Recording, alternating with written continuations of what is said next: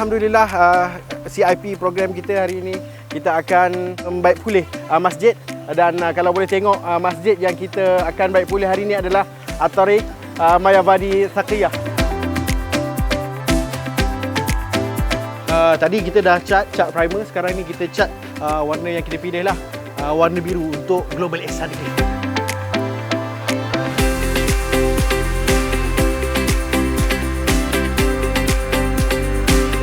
Untuk program seterusnya kami diberi sarung dan juga topi tradisional di sini Sri Lanka, dan kemudian kita akan menyeberangi sungai ini menaiki pontun itu kalau anda boleh lihat.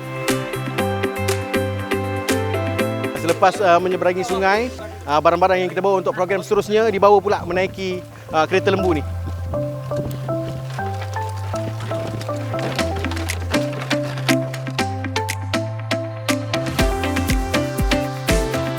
Baik saja kita sampai, kita edarkan makanan panas sebanyak 200 pack untuk hari ini, insya-Allah.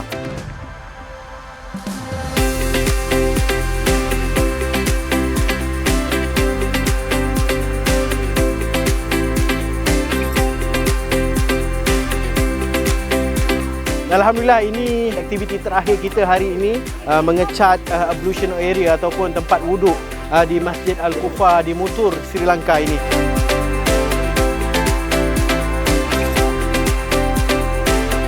Alhamdulillah, selesai hari kedua Community Involvement Program di Sri Lanka hari ini, dan teruskan membantu dan menghulurkan sumbangan supaya banyak lagi kerja-kerja kemanusiaan kita dapat teruskan, insya-Allah.